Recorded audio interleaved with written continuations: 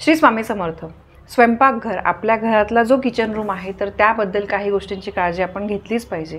कारण त्या स्वयंपाकघरामध्ये आपण शिजवलेलं अन्न खात असतो आणि जे काही आपण अन्न खातो तर त्याचा सकारात्मक नकारात्मक परिणाम आपल्यावर होत असतो.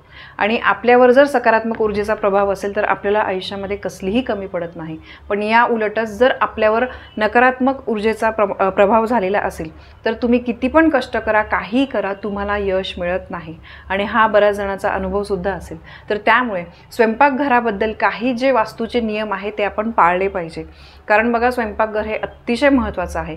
हॉल, बेडरूम, बाकी जे रूम आहे तर त्यांच्या तुलनेमध्ये जर आपण बघितलं तर स्वयंपाकघर जे आहे, किचन रूम जो आहे तो अतिशय महत्त्वाचा आहे. तुमचं बघा, घर असू द्या, दुकान असू द्या, तर प्रत्येक हे जे आपले आपण वास्तू म्हणतो तर त्याच्याबद्दल दिशा ज्या आहे त्यांची आपल्याला माहिती असली पाहिजे. असं मानलं जातं की जो व्यक्ती वास्तुशास्त्रामध्ये सांगितलेल्या नियमांचं पालन करतो तर त्याच्या आयुष्यामध्ये दुःख, गरिबी, संकट, दारिद्र्य जे आहे तर ते येत नाही. याउलट तो जो काम करतो तर त्या कामामध्ये त्याला यशच मिळत असतं. म्हणून बघा, काही सगळं अगदी 100% वास्तुशास्त्रानुसार करणं शक्य नसतं. पण तुम्हाला जमतील त्या गोष्टी, अगदी सोप्या सोप्याच्या गोष्टी आहेत तर त्यात नक्की तुम्ही वास्तुशास्त्राप्रमाणे पाळा, जेणेकरून मग आपल्या आयुष्यामध्ये दुःख, संकट जे आहे ते येणार नाही. आता बघा, जसं की घराचा मुख्य दरवाजा जो आहे तो कधी पण दक्षिणेकडून नसावा. ही तर एक अतिशय महत्त्वाची गोष्ट आहे. त्यामुळे तुम्ही घर बुक करताना किंवा भाड्याच्या घरात जाताना किंवा घर बांधताना ही एक गोष्ट नेहमी लक्षात ठेवा की दक्षिणेकडे घराचा मुख्य दरवाजा जो आहे तो नसला पाहिजे.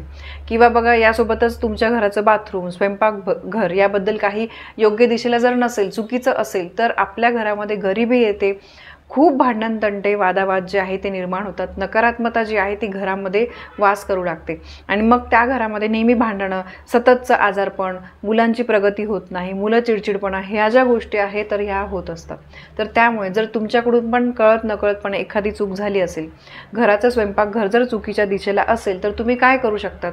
वास्तुदोष दूर करण्यासाठी काही तुम्ही सोपे उपाय पण करू शकतात, काही चित्र लावू शकतात. तर काय करू शकतात ही माहिती मी तुम्हाला देणार आहे. तर सगळ्यात पहिले म्हणजे घराचं स्वयंपाकघर कोणत्या दिशेला नसावे. तर घराचं स्वयंपाकघर जे आहे, तुमच्या घराचं जे स्वयंपाकघर आहे ते तुमच्या घराच्या नैऋत्य दिशेला किंवा आग्नेय दिशेला किंवा नैऋत्य कोपऱ्यामध्ये नसलं पाहिजे. आता बघा, तुमचं घर आहे, ठीक आहे, तुमचं घर असं आयताकृती असेल किंवा चौकोनी असेल तर त्या घराच्या नैऋत्य दिशेला किंवा आग्नेय दिशेला किंवा नैऋत्य कोपऱ्यामध्ये तुमचं स्वयंपाकघर नसलं पाहिजे. यासोबतच घराच्या उत्तर आणि पश्चिम कोपऱ्यामध्ये सुद्धा स्वयंपाकघर नसलं पाहिजे. आता बघा, असं जर असेल तर याच्यामुळे काय होतं, अशा मी ज्या तुम्हाला दिशा सांगितल्या त्या चुकीच्या दिशेला जर तुमचं स्वयंपाकघर असेल तर तुम्हाला खूप समस्या उद्भवू शकतात. तुमच्या बघा, घरामध्ये सारखं संकट, अडचणी, दुःख, म्हणजे एक दुःख झाल्यावर दुसरं दुःख, एक संपत नाही तेवढं तिसरं दुःख, त्यानंतर कर्जाचा डोंगर, घरातील व्यक्तींचं सततचा आजारपण, सतत दवाखाना चालूच आहे, विनाकारण खर्च होतो, घरातले कलह, आर्थिक समस्या ज्या आहेत त्यासोबतच अपघात जे आहे ते होऊ लागतात. तर अशा गोष्टी जर तुम्ही सांगितलेल्या दिशा नक्की लक्षात घ्या आणि हे होतंय का तुमच्या घरामध्ये तो तुम्ही एकदा विचार करा. आता हे बघा, अशा जर चुकीच्या दिशेला तुमचं स्वयंपाकघर असेल तर तुम्ही आजच्याच ही गोष्ट बदलू शकत नाही. कारण स्वयंपाकघर बदलणं, तिथे किचन ओटा असतो, आपल्या सगळं भांडे वगैरे सगळे असतात, तर आपण एका दिवसात ही गोष्ट बदलू शकत नाही.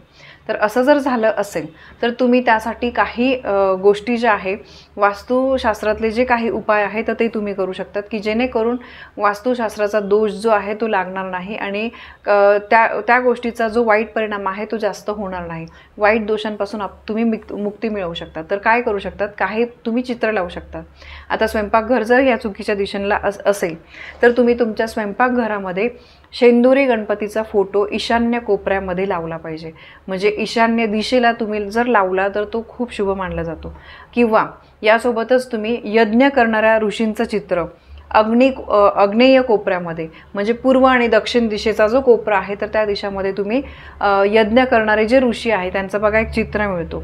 किंवा तुम्ही गुगलवर तुम्हाला फोटो मिळाला तो तुम्ही प्रिंट काढून लावला तरीही चालेल.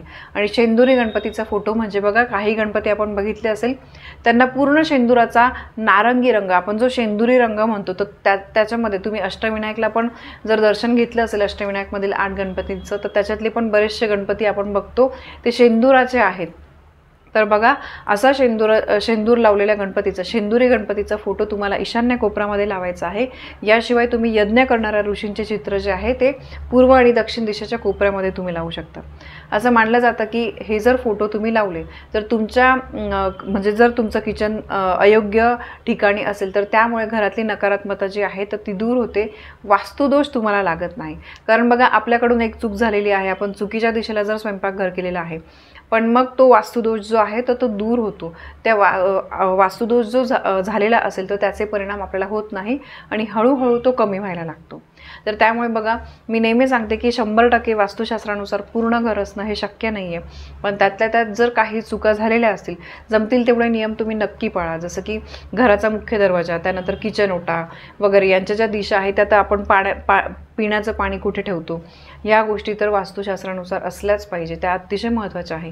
त्या व्यतिरिक्त इतर जे छोटे छोटे काही वास्तुशास्त्राचे नियम आहे ते नाही पाळता आले तरी ठीक, पण या गोष्टी काही पाळल्याच गेल्या पाहिजे की जेणेकरून वास्तुदोष आपल्या घराला लागणार नाही. कारण आपली वास्तू ही नेहमी आपल्याला तथास्तु म्हणत असते. आणि बघा आपलं घर हे किती महत्त्वाचं असतं, भाड्याचं असू द्या की स्वतःचं असू द्या, आपण त्या घरामध्ये राहतो, खातो, झोपतो, त्या घरामध्ये आपली मुलं अभ्यास करतात, त्या घरामध्ये आपण बघा कमवून आणलेलं धन त्या घरामध्ये आपण ठेवत असतो. तर त्यामुळे आपलं घर हे आपल्यासाठी सर्वस्व असतं.